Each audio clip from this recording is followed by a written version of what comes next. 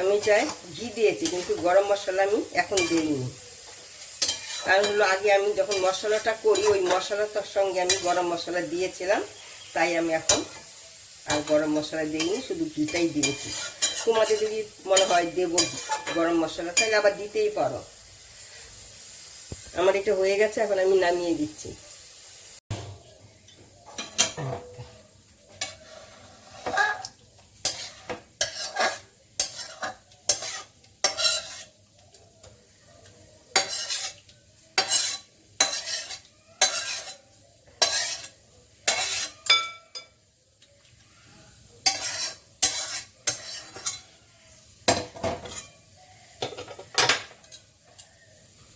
আমি একটা মশলা করে নিচ্ছি।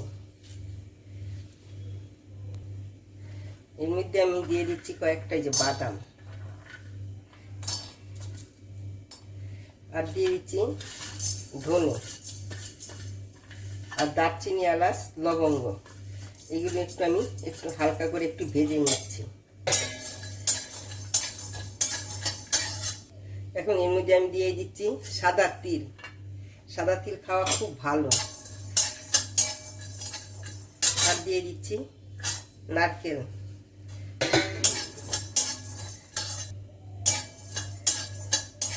আমার এটা এখন হয়ে গেছে ভাজা। অল্প একটু রংটা পরিবর্তন করলে একটা সেন্ট বেরোবে, তাতে নামিয়ে দিবে। দেখলেই বোঝা যায়, দেখো হয়ে গেছে, অন্য কালারটাই অন্যরকম হয়েছে। নামিয়ে দিচ্ছি।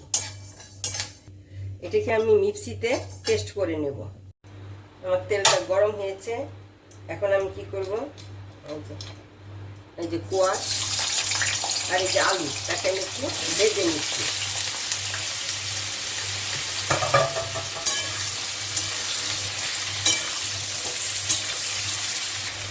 আমি কিন্তু নুন দিয়ে ভাজছি না। নুন দিয়ে ভাজলে ভাজা ভালো হবে না, কিন্তু জল উঠবে, অনেক সময় নিবে ভাজতে।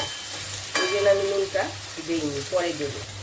আমার ভাজাটা হয়ে গেছে, এখন আমি এটাকে নামিয়ে নিচ্ছি, আর ভাজবো না।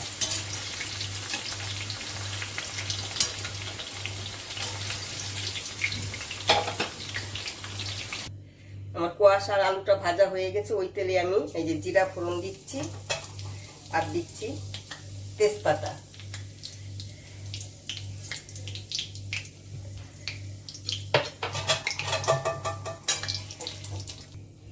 এখন এখানে আমি দিয়ে দিচ্ছি এই যে হলুদ। এই তেলেই হলুদটা দিচ্ছি, তাহলে কি হয়, কালারটা না সুন্দর আসে। ওই জন্য আমি সবসময় তেলে হলুদটা দিই। যে মশলাটা করেছিলাম আমি মশলাটাকে দিয়ে দিলাম। আমি এখানে অল্প করে কাশ্মীরি লঙ্কার গুঁড়ো দিলাম। এখন আমি এখানে দিয়ে দিচ্ছি, এটার মধ্যে একটা টমেটো আছে, কাঁচা লঙ্কা, টমেটো, আদা একসঙ্গে পেস্ট করেছি, এটাও দিয়ে দিলাম।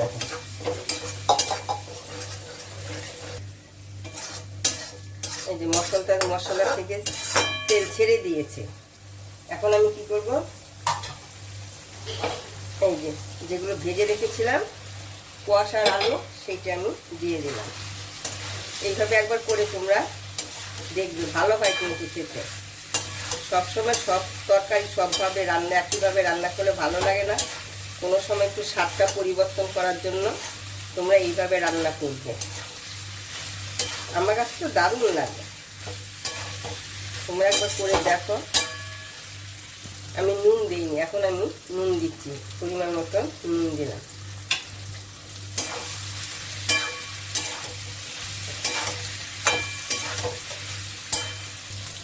দেখো ভাজাতেই প্রায় সিদ্ধ হয়ে আসছে। কেন একবার ভাজা হলো, এখন দেওয়া হলো উঠে, এই যে দেখো এই যে সিদ্ধ হয়ে গেছে। এখন আমি কি করব, আমি একটু গরম জল দেবো, ঠান্ডা জল দেবো না, একটু গরম জল দিচ্ছি।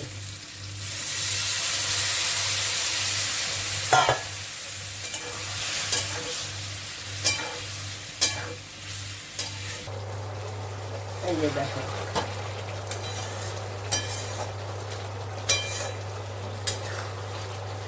আর একটু হবে, আমার এতটা ঝোল রাখবো না, কমই রাখবো, জলটা বেশি আছে।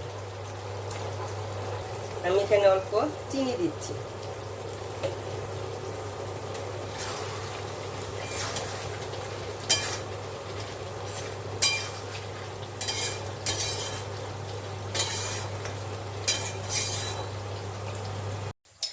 এখানে আমি ঘি দিয়ে দিচ্ছি।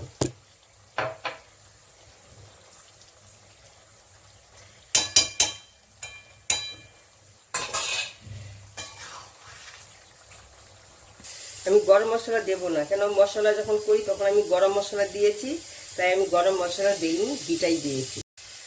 এই তো আমার এটা হয়ে গেছে, এখন আমি এটাকে নামিয়ে দেব।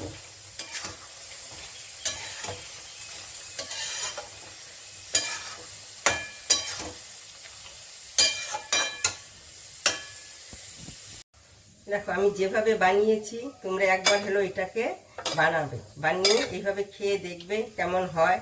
যদি ভালো হয় তাহলে তোমরা পরে লাইক করবে, শেয়ার করবে, সাবস্ক্রাইব করবে। একবার হলে বানিয়ে খেয়ে দেখো। কোয়াশ তো অনেক রকম, এটা কিন্তু কোয়াশটা কিন্তু শীতের জায়গায়, এটা বেশিরভাগ সময় দার্জিলিংয়ের থেকে আসে, ওই দিকটাই বেশি পাওয়া যায়, কিন্তু আমাদের এখন এখানেও পাওয়া যাচ্ছে। তাই এটা এইভাবে আমি রান্না করেছি, দেখো তোমরা এইভাবে করে কেমন হয় আমার রেসিপিটা।